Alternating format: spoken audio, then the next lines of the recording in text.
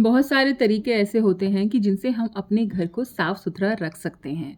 बहुत सारी टिप्स और बहुत सारे तौर तरीके हम दूसरों को देखकर अपनाते हैं और कुछ तरीके ऐसे होते हैं जिन्हें हम खुद ही इजाद करते हैं। यानी कि अपने घर की ज़रूरत के हिसाब से, अपनी फ़िज़िकल कंडीशन के हिसाब से हम उन तरीकों को इजाद करते हैं, बनाते हैं और अपने तौर तरीके से अपने घर को साफ सुथरा रखने का प्रयास करते हैं। आज की इस वीडियो में मैं आपके साथ कुछ ऐसे ही तरीके शेयर कर रही हूँ, जो मैंने कुछ लोगों से भी सीखे हैं और कुछ अपने आप भी अपने हिसाब से, अपने समय के हिसाब से, फ़िज़िकल हेल्थ के हिसाब से करती हूँ, जिन्हें मैं फ़ॉलो।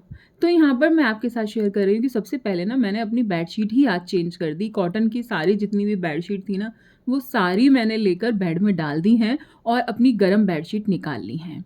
क्योंकि मौसम जो है एकदम से बदल गया है और मेरी भी थोड़ी तबीयत ख़राब थी, जिसकी वजह से सर्दी से बचने के लिए मुझे बताया गया है। अभी हालाँकि इतनी सर्दी पड़ी नहीं है, लेकिन फिर भी मुझे डॉक्टर ने कहा कि सर्दी से बचना है, ठंड से बचना है जी। तो यहाँ पर मैं पूरी तैयारी कर रही हूँ ठंड से बचने वाली। तो यहाँ पे गरम बेडशीट मैंने डाल दी है बेड पे और कंबल वग़ैरह ये सब तो निकल ही गए हैं। साथ के साथ मैं यहाँ पर आपके साथ शेयर कर रही हूँ दोस्तों कि अगर आप एक चीज़ किसी जगह से साफ़ कर रहे हैं ना, जैसे बेड साफ़ किया मैंने, तो मैं देखती हूँ कि इसके आस-पास कोई और गंदगी तो नहीं है, कोई और ऐसी चीज़ तो नहीं है जो मुझे साफ़ करनी है या फिर व्यवस्थित करनी है ना? तो एक चीज़ से मैं दूसरी चीज़ को हमेशा कनेक्ट करने की कोशिश करती हूँ। तो मैंने बेडशीट चेंज की जैसे ही, तो मैंने देखा कि जो बच्चों का स्टडी टेबल है उस पर भी मैंने कपड़ा नहीं बिछाया हुआ है क्योंकि वो गंदा हो गया था, वॉश कर दिया, तो काफ़ी दिनों से वो ऐसे ही था। तो बच्चों ने कहा मम्मा ऐसे ही रहने दो, कुछ दिन इसको अच्छा लग रहा है। तो मैं कहा चलो आज इसको भी मैं इसके ऊपर कपड़ा डाल देती हूँ। तो साथ ही साथ मैंने उसको अच्छे से सामान हटा के उसकी डस्टिंग करने के बाद फिर इस पर मैं कपड़ा बिछा दूँगी। तो मैंने एक बुक में भी पढ़ा था कि अगर हम किसी हैबिट को डेवलप करना चाहते हैं, किसी आदत को हम बनाना चाहते हैं कि हमारी अच्छी आदत बने, तो उसके लिए ना हमें वो अपनी किसी पुरानी आदत से कनेक्ट करनी होती है। तो बुक बहुत अच्छी है, तो मैंने जो वो पढ़ी मुझे बहुत अच्छा लगा, तो मैंने इस तरीके से कई सारी अपनी हैबिट्स ना डेवलप करी हैं, जिनसे कि बहुत अच्छा मुझे फ़ायदा भी मिला है, तो वही चीज़ मैं आपके साथ शेयर कर रही हूँ। तो जैसे कि हमें कोई नई आदत डेवलप करनी है, तो उसे अपनी पुरानी आदत से हमें कनेक्ट कर देना है।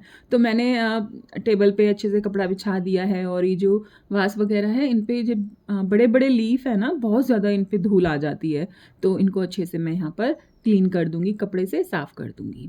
एक-एक लीफ को अच्छे से पोंछ दिया है और सब चीज़ों को धीरे-धीरे यहाँ पर मैं अरेंज कर दूँगी, सही कर दूँगी। तो कुल इस तरीके से ना जितना भी सामान मैंने हटाया है, उस सभी को हम पोंछ-पोंछ कर वापस से रख देंगे। तो ये एक सरस्वती जी की छोटी-सी प्रतिमा है, जो मेरी बेटी को ना बर्थडे पे मिली थी, तो इसको भी अच्छे से सँभाल कर, साफ़ करके मैं उनके स्टडी टेबल पर ही रख देती हूँ, जो कि बहुत अच्छा भी बताते हैं। तो यहाँ पर ये रखी रहती हैं, बच्चों को थोड़ा-सा अच्छा भी लगता है देखने में और पूरा अच्छे से मतलब एक पॉज़िटिव एनवायरनमेंट जो होता है वो हो जाता है। तो यहाँ पर मैंने वापस से बच्चों की जो बुक्स वग़ैरह हैं, वो सब मैंने मतलब जो सामान उनकी स्टडी का था ना, बुक्स वग़ैरह मैंने कुछ नहीं हटाई हैं, सारी चीज़ों को वहीं मैं एक-एक करके वापस से अरेंज कर रही हूँ। बस उसकी डस्टिंग कर दी है, कपड़ा बिछा दिया है, जिससे कि ना उसका लुक थोड़ा-सा अच्छा हो गया है। तो कुछ इस तरीके से मैंने बेड के साथ-साथ टेबल को भी क्लीन कर दिया है, व्यवस्थित कर दिया है और चेयर यहाँ पर मैं वापस से लगा दूँगी। तो अब जो है, जो और रूम में मैंने सामान रखा हुआ है क्लीनिंग का और डेकोरेशन का, उन चीज़ों को भी मैं एक-एक करके यहाँ पर साफ़ कर लूँगी। मैं जब किसी रूम की क्लीनिंग करती हूँ तो मैं पूरा मुझे लगता है रहता है कि हाँ, मुझे वो चीज़ें ना उस रूम को पूरा अच्छे से मुझे क्लीन कर देना है। उसकी कोई भी चीज़ जो है वो मुझे छोड़नी नहीं है। जैसे कि डस्टिंग कर रही हूँ तो एक रूम की मैं प्रॉपर डस्टिंग करूँगी। उसमें उसको बेड मेकिंग है, उसका बच्चों का स्टडी टेबल है या फिर कोई शेल्फ है, तो जो भी है उसको मैं अच्छे से पूरा क्लीन करने का कोशिश करती हूँ और करती हूँ। तो इससे क्या होता है ना, जो कमरा या जो जगह आप सिलेक्ट कर रहे हैं, वो क्लीन हो जाती है, प्रॉपर तरीके से। और फिर नेक्स्ट डे आप जो करते हैं, आपका फ़ोकस उस काम पे रहता है, दूसरे काम पर नहीं होता कि वो भी गंदा है ना? तो मेरा कुछ ऐसा है कि एक दिन में मैं एक रूम पूरा अच्छे से क्लीन कर दूँगी, फिर नेक्स्ट डे दूसरा रूम अच्छे से क्लीन कर दूँगी, जिससे कि चीज़ें व्यवस्थित चलती रहती हैं, रेगुलर बेसिस पर काम होता रहता है। तो ये नियम मैं अपनाती हूँ। आप कौन-सा तरीका अपनाते हैं, मुझे कमेंट करके ज़रूर बताइएगा।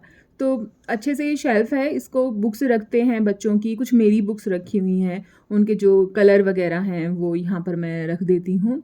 तो इस तरीके से ये सारा व्यवस्थित है, ऑर्गनाइज़्ड है और देखने में भी अच्छा लगता है। कुछ किताबें जैसे बाहर रखी हुई होती हैं ना, तो डेकोरेशन के पर्पज़ से भी वो अच्छी लगती हैं। तो यहाँ पर देखिए ये सारी जो है किताबें वग़ैरह नीचे की जो शेल्फ़ हैं, इनको अच्छे से मैं यहाँ पर हटा-हटा कर सामान क्लीन कर रही हूँ।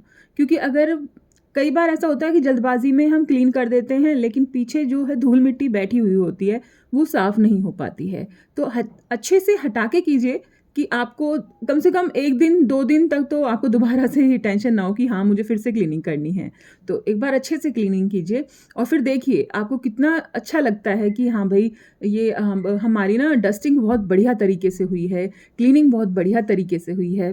आपको खुद ही एहसास होगा कि आज तो आपने बहुत अच्छा काम किया है। एक होता है काम चलाऊ काम, है ना? कि हमारी भाषा में बोलते हैं चलता काम, कि फटाफट करो और बस हो गया। करने के लिए हो गया, है ना? और एक होता है कि हाँ, टिकाऊ काम भई, हमने किया है, बहुत अच्छा किया है, बढ़िया किया है। तो मेरा मानना है कि बढ़िया काम करना चाहिए कि हम किसी और के लिए थोड़े कर रहे हैं, अपने लिए कर रहे हैं। तो यहाँ पर अच्छे से मैंने सबकी डस्टिंग कर दी और देखिए ये इसको ही कहाँ लगाना है, फूल को ऊपर रखूँ नीचे, इसी में ही हम हो गए हैं कन्फ्यूज़ और फिर लास्ट में जाके ऊपर ही रख दिया है, ऊपर ज़्यादा इसका सुंदर लुक आ रहा था। तो इस तरीके से मैंने ये पूरा कर दिया है क्लीन। साइड में मैंने एक पूरी अलमारी टाइप छोटी-सी बनवाई थी, बच्चों की बुक्स, बैग सबके लिए, जो उनका स्टडी का मटेरियल होता है, सब कुछ इसमें रखने के लिए। क्योंकि घर छोटा है, इतनी स्पेस नहीं हो पाती रखने के लिए जगह को, तो इसीलिए फिर मैंने इसको बनवाया कि हाँ भई, इसमें हम सारा सामान अपना रख लेंगे बच्चों की किताबों वाला।